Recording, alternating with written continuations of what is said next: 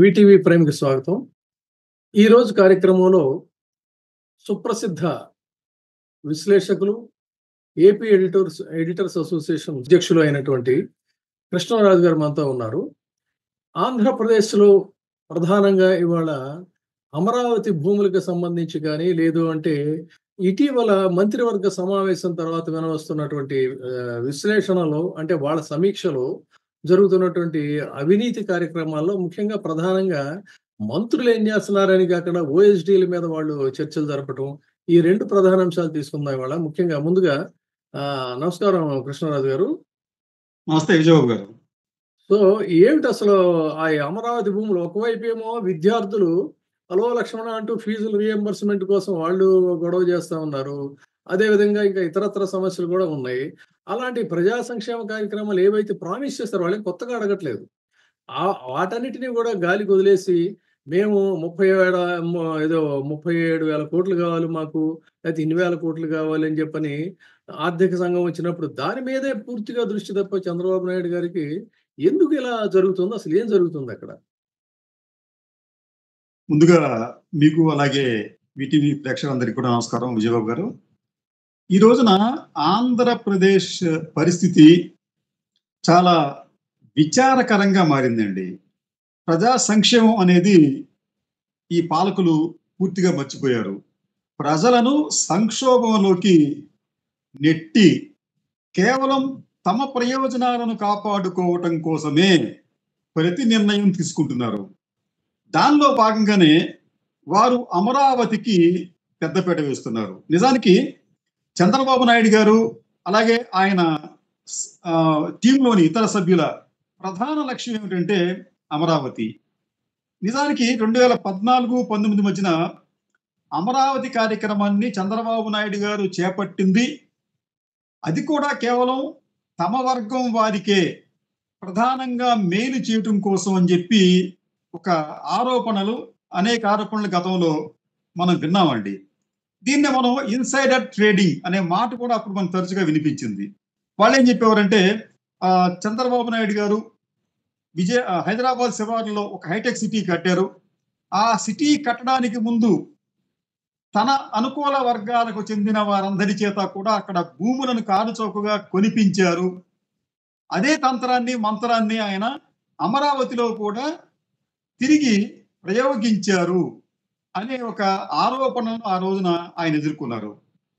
ఇక్కడ అమరావతికి వచ్చేటప్పటికి ప్రధానంగా మనం ఒక విషయం చూడాలి విజయబాబు గారు. అదేమిటంటే భూ సమీకరణ. నిజానికి ఈ భారతదేశంలో ఎక్కడా కూడా భూ సమీకరణ అనే పథకం లేదు. ఇది చంద్రబాబు నాయుడు గారి మదిలోంచి ఉద్భవించిన ఒక ఆలోచన. సరే, ఈ ఆలోచన వలన అమరావతి ప్రాంతంలోని రైతులకు మేలు జరిగిందా అంటే నిజానికి ఏమాత్రం మేలు జరగలేదు. ఎందుకు జరగలేదంటే దీనికి కారణం ఏంటంటే అమరావతిలో అప్పట్లోనే దాదాపు ఆయన చెప్పడం ప్రకారం నన్ను చూసి అమరావతి ప్రాంత రైతులు దాదాపు 35,000 ఎకరాల భూమిని ప్రభుత్వానికి ఇచ్చారు, దారదత్తం చేశారు అని చెప్పి ఆయన పదే చెప్పుకునేవారు. దీనికి బదులుగా ఆనాడు సిఆర్డిఏ గాని రాష్ట్ర ప్రభుత్వం గాని రైతులకు దాదాపు 66,000 రెసిడెన్షియల్ లేదా కమర్షియల్ ప్లాట్లను రైతులకు ఇవ్వాలి. ఇది ఒక ఆస్పెక్ట్ విజయబాబు గారు. ఇక్కడ జరిగింది ఏంటంటే పెద్ద ఒక విషాదకరమైన అంశం ఏంటంటే ఈ ప్రభుత్వం ఆ రోజుల్లో రైతులను ప్రలోభపెట్టి భయపెట్టి లేకపోతే వారి పంటలను కాల్చి ఇట్లా రకరకాల వాళ్ళు అస్త్రాలు శస్త్రాలు ఉపయోగించి ఆ రోజున అమరావతి చుట్టుపక్కల ప్రాంతాల్లో 35,000 ఎకరాల భూమిని సేకరించినట్లుగా ప్రపంచానికి అంతా చెప్పారు. కానీ అది బోగస్ విజయబాబు గారు. ఇప్పటికీ కూడా అంటే 2015లో ప్రారంభమైన ఈ భూ సమీకరణ ప్రక్రియ ఇప్పటికీ పూర్తి కాలేదు. చాలా మంది నమ్మరు ఈ విషయాన్ని. ఎప్పుడు చంద్రబాబు నాయుడు గారు ఎప్పుడు చేస్తారు కదా 35,000 ఎకరాలు అని చెప్పన్నారు. అదంతా బోగస్.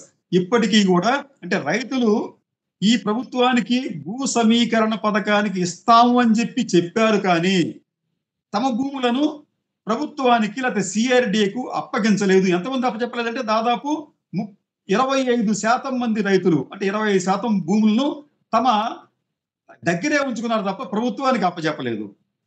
అందుకనే ఇప్పుడు కూడా ఈ నెల కూడా అనేక సందర్భాల్లో మీరు గతంలో మీరు మాకు భూములు ఇచ్చారు, కానీ మీరు రిటర్నబుల్ ప్లాట్స్ తీసుకోవటం లేదు, దయచేసి వచ్చి తీసుకోండి అని చెప్పి సిఆర్‌డిఏ అధికారులు రైతులను కోరుతున్నారు. ఎందుకు కోరుతున్నారు? ఎందుకు రైతులు ఈ రిటర్నబుల్ ప్లాట్స్ తీసుకొని ఆ భూ సమీకరణ ప్రక్రియను పూర్తి చేయటం లేదు? ప్రభుత్వం ఎప్పుడూ కూడా సమాధానం చెప్పదు. అంటే ఇక్కడ ఏం జరుగుతుందంటే చంద్రబాబు నాయుడు గారు చెప్తున్నట్టుగా 35,000 ఎకరాల్లో దాదాపు 25,000 ఎకరాల 20% భూములను రైతులు ఇప్పటికీ ఇవ్వలేదు. ఇప్పటికీ కూడా భూ సమీకరణ పూర్తి కాలేదు. కానీ చంద్రబాబు నాయుడు గారు మాత్రం నేను చేశాను, ప్రపంచంలో ఎవరూ చేయలేదని చెప్పి గొప్పలు చెప్పుకుంటూ పోతున్నారు. వేరే ఇంకోటి చూద్దామండి.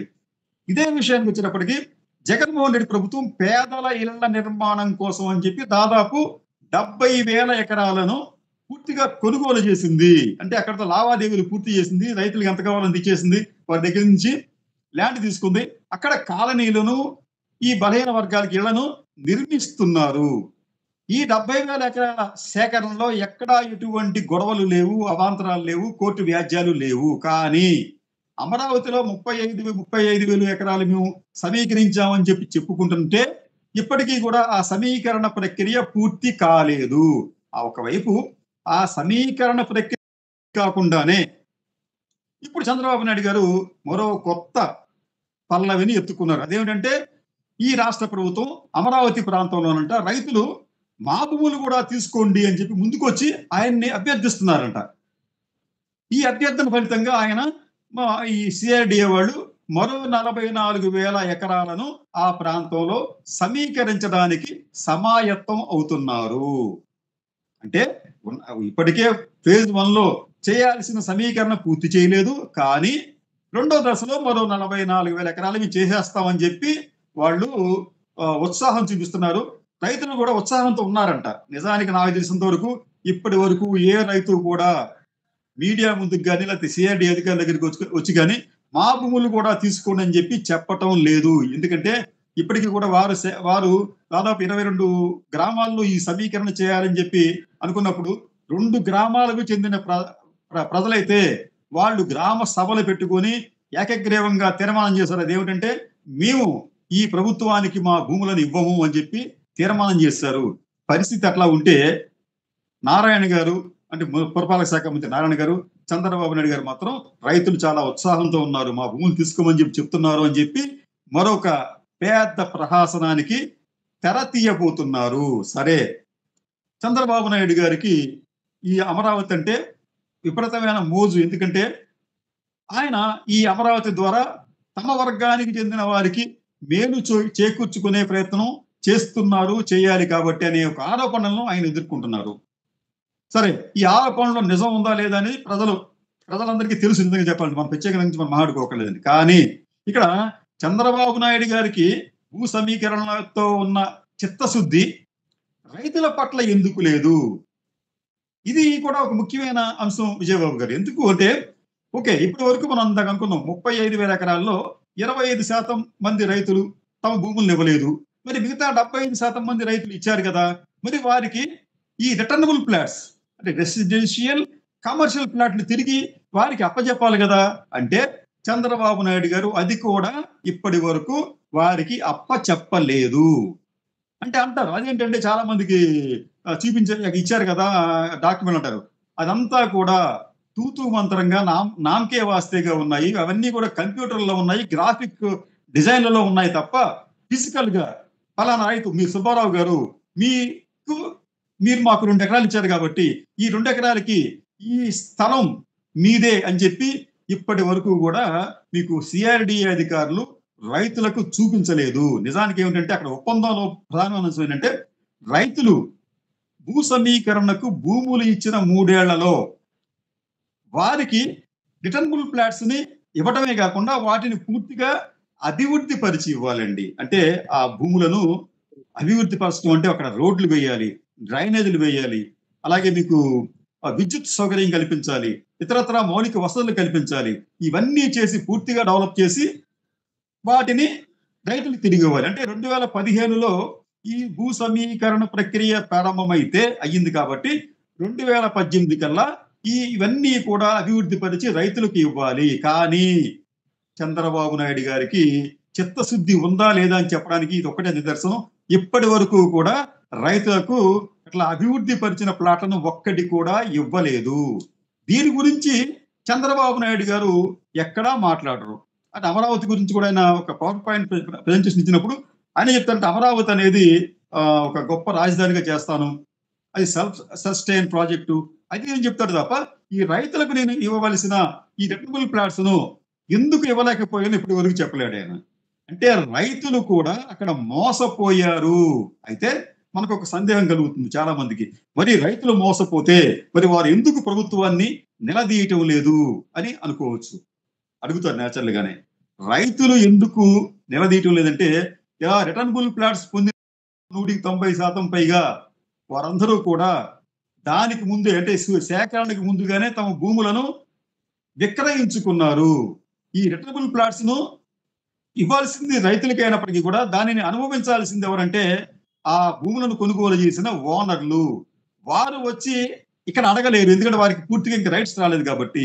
ఈ రైతులకి అడగాల్సిన అవసరం లేదు, ఎందుకంటే వారికి కావాల్సిన డబ్బు వారికి వచ్చేసింది కాబట్టి. ఈ రకంగా చూస్తే ఏంటంటే అక్కడ చంద్రబాబు నాయుడు గారు చేసిన ఒక పెద్ద మహాపచారం ఏంటంటే రైతుల పేరుతో అక్కడ భూములను తీసుకోవడం, రైతులు మోసం చేయటం, ఈ పెట్టుబడిదారులను మాత్రమే ఆయన మేలు చేసే విధంగా నిర్ణయాలు తీసుకోవడం జరిగింది.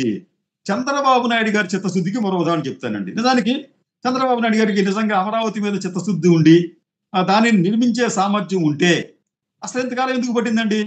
అసలు ఎందుకు పట్టాలి?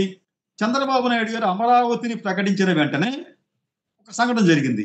అదేమిటంటే విజయవాడ గుంటూరు హైవే దాదాపు 35 కిలోమీటర్లు ఉంటుందండి.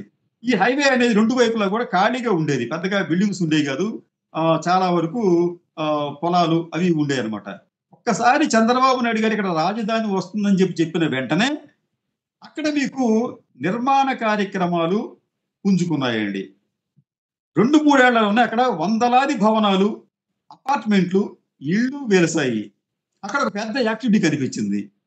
అంటే చంద్రబాబు నాయుడు గారు అమరావతి ప్రకటిస్తేనే ప్రైవేటు వ్యక్తులు, సంస్థలు అక్కడ ఇది విజయవాడ గుంటూరు మధ్యన తమ నిర్మాణాలను చేశాయి. కానీ చంద్రబాబు నాయుడు గారు ఒక ప్రభుత్వంలో ఉండి కొన్ని వేల కోట్ల రూపాయలు ఆయన దగ్గర నిధులు ఉన్నప్పటికీ కూడా ఆయన అమరావతిలో ఎందుకు ఇప్పటి వరకు కూడా ఒక పక్కా బిల్డింగ్ ను నిర్మించలేకపోయారు? ఆయన 2014-19 మధ్యన అధికారంలో ఉన్నప్పుడు ఎందుకు ఒక శాశ్వత కట్టడాన్ని నిర్మించలేకపోయారు? ఇది ఆయన వైఫల్యం కాదా? ఆయనకు చిత్తశుద్ధి లేదని చెప్పి మనం భావించకూడదా?